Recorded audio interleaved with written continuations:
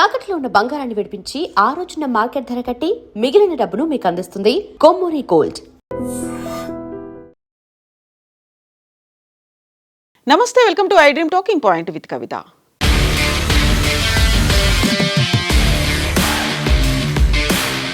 ఈసారి భారత్ మీద దాడి చేస్తే పాక్ ఆక్రమిత కాశ్మీర్తో పాటుగా కాశ్మీర్ మాత్రమే కాదు, భారత్లో ఉన్నటువంటి సుదూర ప్రాంతాల్లోకి చొరబడి మరీ దాడులు చేస్తాం.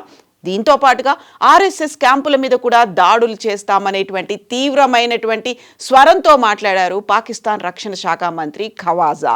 భారత్ మీద ఆయన మరోసారి నోరు పారేసుకున్నారు.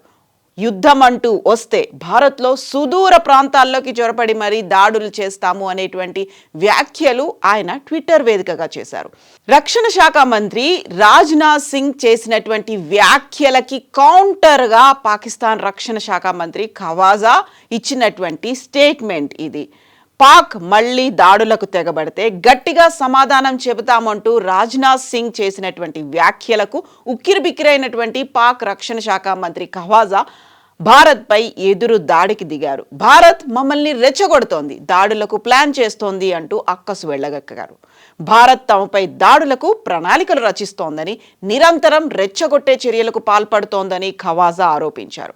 ఒకవేళ భారత్ ఏదైనా దుస్సాహసానికి ఒడిగడితే ఊహించని రీతిలో ప్రణాళికాబద్ధమైనటువంటి ప్రతిస్పందనను ఎదుర్కోవాల్సి ఉంటుందని ఖవాజా హెచ్చరించారు.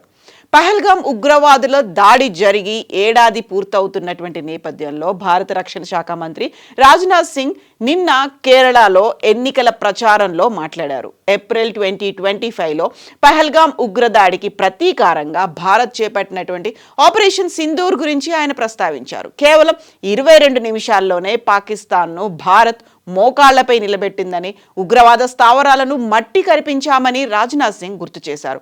ఒకవేళ పొరుగు దేశం మళ్లీ ఏదైనా దుస్సాహసానికి ఒడిగడితే ఈసారి అంతకు మించినటువంటి అపూర్వమైన నిర్ణయాత్మకమైనటువంటి చర్య ఉంటుందని రాజ్నాథ్ హెచ్చరించారు.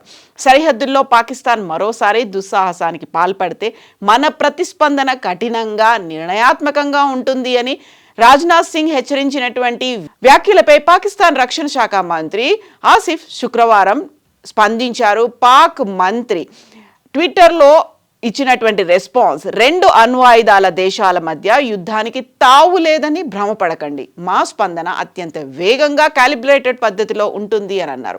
భారత్ చేస్తున్న వ్యాఖ్యలు వారిలో ఉన్నటువంటి వ్యూహాత్మక ఆందోళనను ప్రతిబింబిస్తున్నాయి అనేటువంటి మాటని ఖవాజా అన్నారు.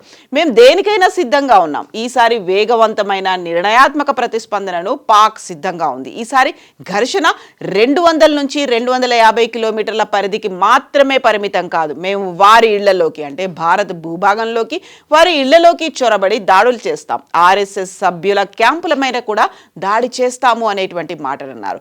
ఈ ఖవాజా వ్యాఖ్యలు కవ్వింపు చర్యలుగా ఉన్నాయి అనేటువంటి మాటలు కూడా వినిపిస్తున్నాయి. పహల్గామ్ మీద ఉగ్రదాడి జరిగినటువంటి సంవత్సరం అవుతున్న వేళ భారత్ వైపు నుంచి ముప్పు పొంచి ఉందని అని ఖవాజా ఆసిఫ్ అంటున్నారు. భారత్ తమపై దాడులు చేసేందుకు సాకులు వెతుకుతోంది. మాపై జరిగే ఏ చిన్న దాడినైనా అత్యంత వేగవంతమైన వ్యూహాత్మక ప్రతిస్పందనతో మేము తిప్పికొడతాం. మరోసారి మాతో ఘర్షణకు దిగితే భారత్ తీవ్ర పరిణామాలు అనుభవించాల్సి ఉంటుంది అనేటువంటి మాటల్ని ఖవాజా చేశారు. అంతర్జాతీయంగా ఇరాన్ యుద్ధం నడుస్తున్న నేపథ్యంలో భారత్ దీనిని అవకాశంగా తీసుకొని తమ సరిహద్దుల్లో అలజడి సృష్టించే ప్రయత్నం చేస్తోందని ఖవాజా ఆరోపించారు.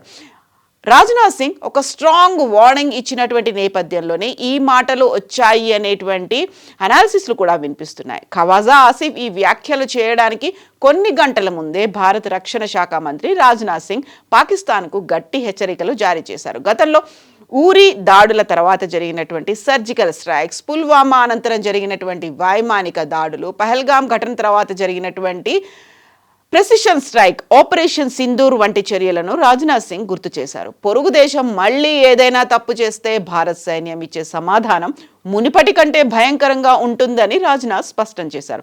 ఈ క్రమంలోనే పాక్ రక్షణ శాఖ మంత్రి ఇలా భయాందోళనతో కూడినటువంటి ప్రకటనలు చేశారు అనేటువంటి మాటలు వినిపిస్తున్నాయి. ఈ నేపథ్యంలోనే సరిహద్దుల్లో హై అలర్ట్ ఏమైనా నెలకొందా అనేటువంటి అనుమానాలు కూడా వ్యక్తమవుతున్నాయి.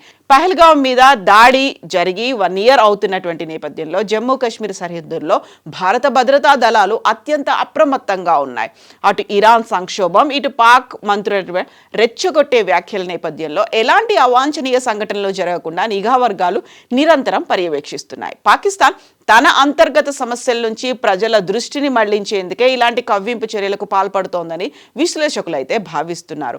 ఒకవైపు పాకిస్తాన్ ఆఫ్ఘనిస్తాన్తో ఒక సంధి కుదుర్చుకునే ప్రయత్నాలు, లేకుంటే యుద్ధ వాతావరణం స్టిల్ కంటిన్యూ అవుతున్నటువంటి నేపథ్యంలో ఇరాన్ మీద అమెరికా, ఇజ్రాయెల్ దాడులు జరుగుతున్నటువంటి ఈ ప్రస్తుత పరిస్థితుల్లో 1 year కంప్లీట్ అయినటువంటి నేపథ్యంలో రాజ్నాథ్ చేసినటువంటి వ్యాఖ్యల మీద పాకిస్తాన్ ఎందుకని అంత తీవ్ర స్థాయిలో ప్రతిస్పందించాల్సి వచ్చింది?